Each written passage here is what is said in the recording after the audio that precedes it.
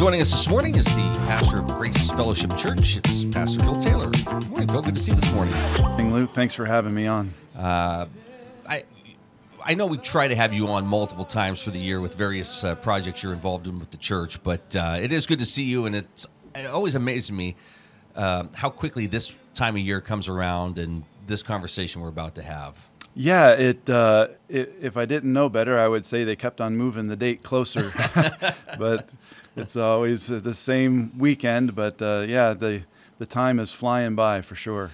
Well, it was just announced this morning that Webster's word of the year is authentic, and it is a good word to use when describing what you put together every year. That's wonderful to hear because we know that we're not doing professional Hollywood set things, and the talk that we have right now as they're doing final preparations is that the cover of night is our friend because of all the imperfections that might be there. But there is a lot of desire to be as authentic as our materials and our time for building and that type of thing allows.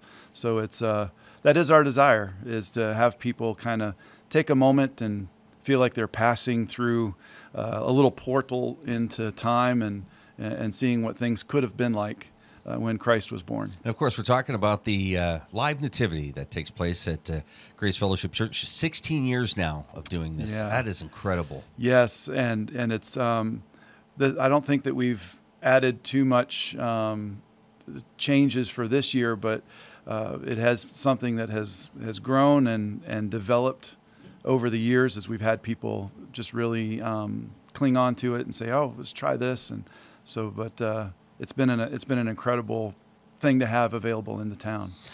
What's that say to you when people do come up to you and say, "Hey, have we thought about trying this, or maybe adding this element to it?" Yeah, so there's a DNA that we're kind of looking for that fits into the initial purpose and vision behind it. And so as long as there is something that stays, of course, within the time period, something that holds a certain level of excellence that we can look at, we try to have those discussions as early as possible. If we're going to make any major set changes, sometimes what happens is right during teardown of the previous year, we're saying, oh, maybe next year we could try this thing.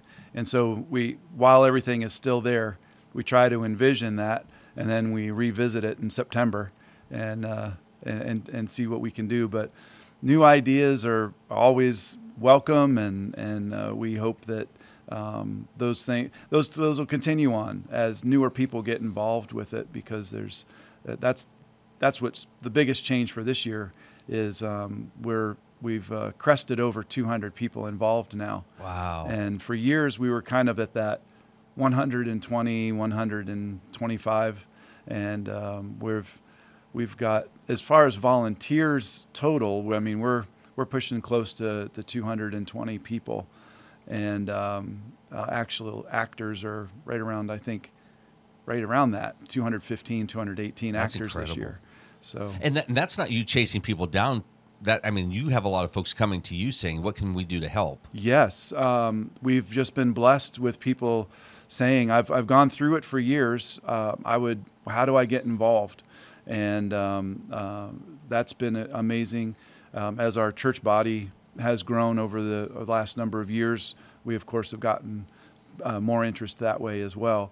But we still have our core. That's amazing. If you go back the 16 years, there's still about 18 to 20 people that were the core mind behind it, funny. and they're still there. They're still doing what they've done for us and with us. And then even tighter than that, there's about 4 to 5 people that, if you think of the live nativity at Grace Fellowship interiorly, that's who that those 5 people have really kept it alive. We've talked over the years where you thought maybe this turns into something that takes place every other year. Mm-hmm. Those core folks, are they the ones that said to you, "No, let's let's try it next year and see what happens. Yeah, there really was a growing love for what we saw with the response of the community. And so, very few people this time of year are looking for something extra to do, especially this close to Thanksgiving. Just the weekend that we decided to do it. But when we saw the desire for this type of event, we knew that if we were going to do it, the way to kind of make it a tradition for families was going to be able to have it every year. And, the first 3 to 5 years, that was a task because there was a lot to be done. And it seemed like in those growing years, it was definitely an effort. Not to say that it's not now, but what is that? Many hands make light the work, right? Yeah. So, but it's it was definitely a desire for the whole team to see this continue on each year. Once we said, okay, this is what we're going to do. Having it every other year, we felt like it would just people wouldn't be able to anticipate it the same. So I'm sure you know this feeling. You get excited about a project and you think, okay, here's what I have in mind, the end result, and we got to get there as quickly as possible. And sometimes people get so excited that you need somebody to kind of rein them in a little bit and say, okay, let's slow up. We want this to be, excellent. Mm-hmm. So let's start small and eventually grow. Was that kind of hard to do, or did people understand it was important to start where you started, making sure that was a great experience first before you added these other elements? Yeah, the interesting thing about the group that's been working on it is every single year, what was just a byproduct of doing it, there was always a conversation of what can we add to this so that it becomes more and more like what we had in our mind. We weren't really looking to do like a living nativity.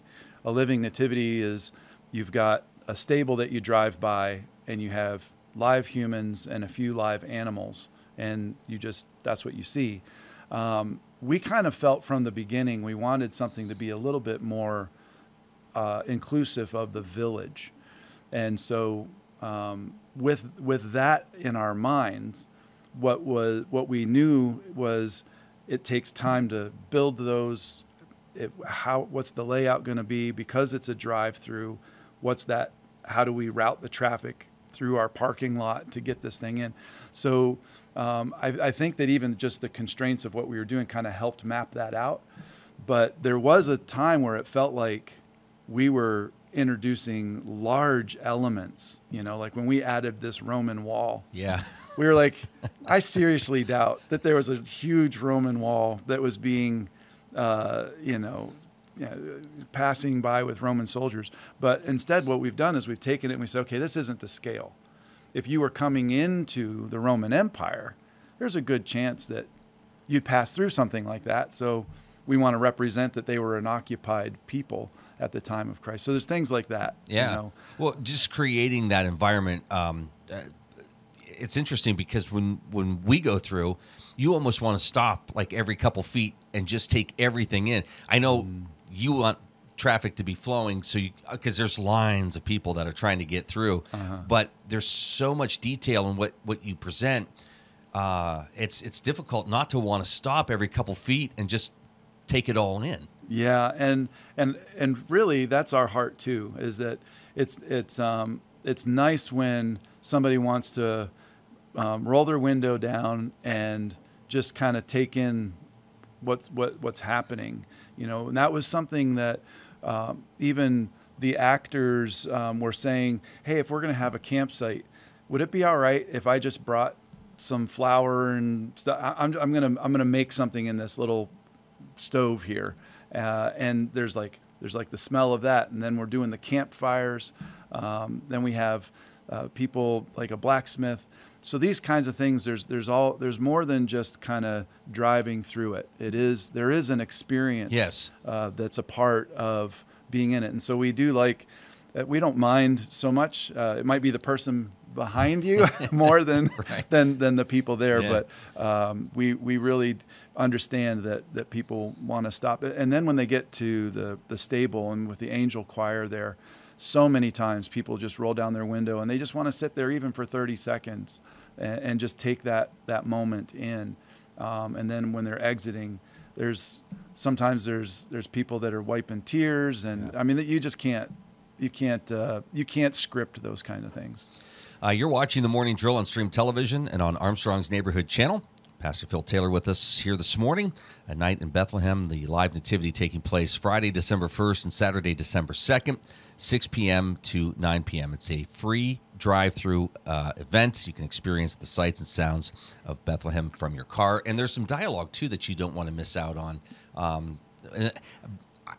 Even if it's raining or snowing, putting down the windows is quite a treat to just take everything in as well. Yeah, we involve especially for the younger kids.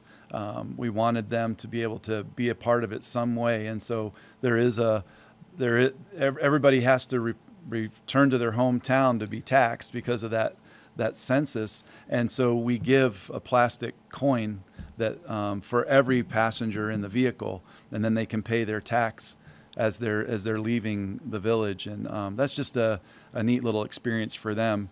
And so the tax collector is there, the Roman soldier is there, asking how many travelers are here today, and they do the best they can to stay in character.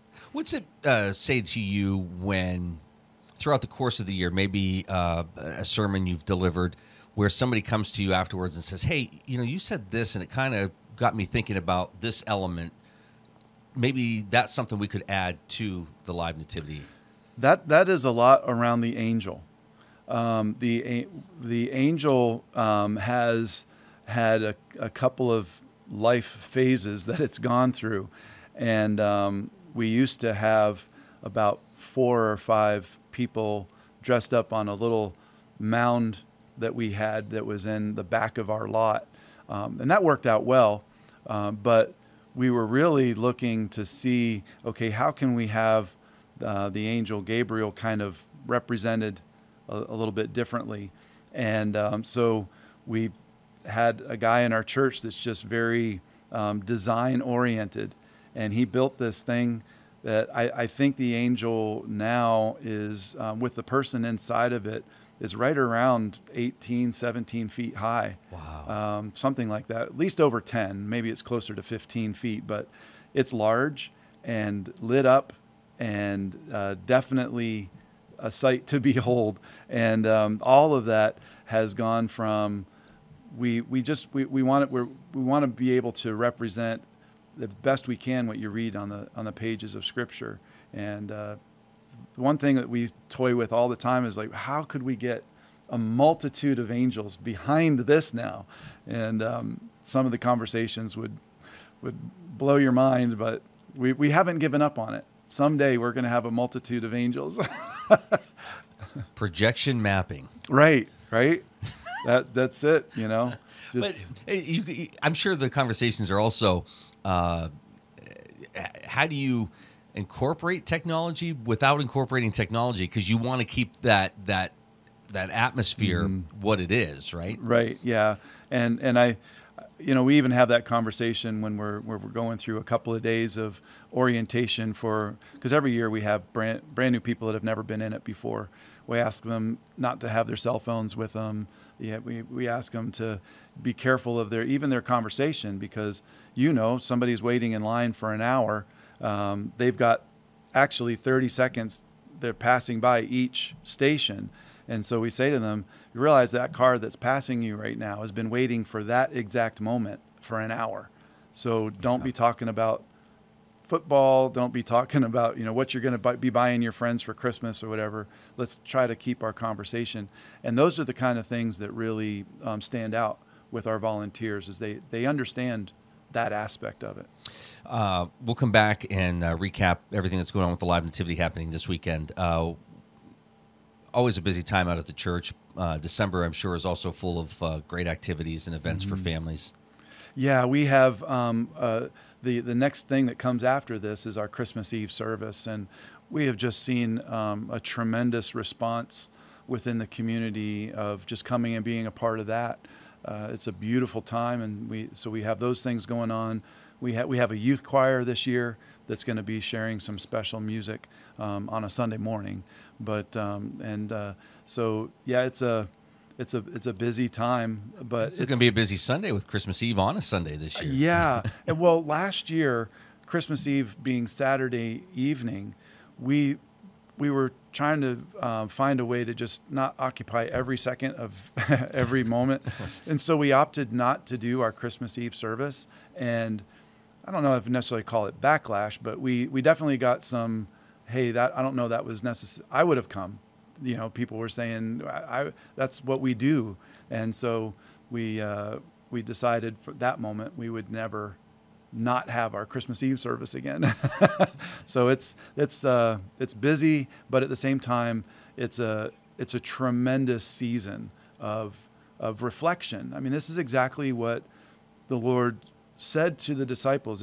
Even when he was talking about receiving communion, he said, "Do this in remembrance of me."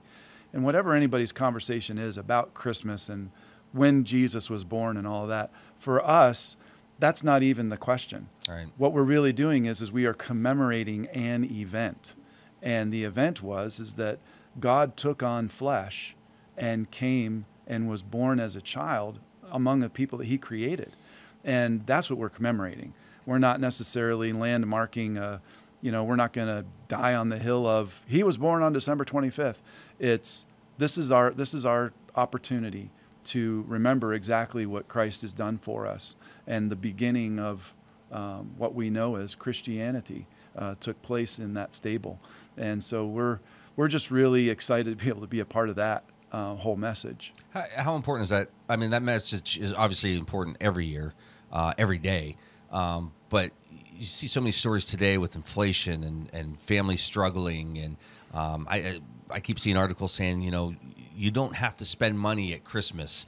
There's just more and more of that's coming out. How important is it to kind of just put all that stuff away and just focus on what the season's about?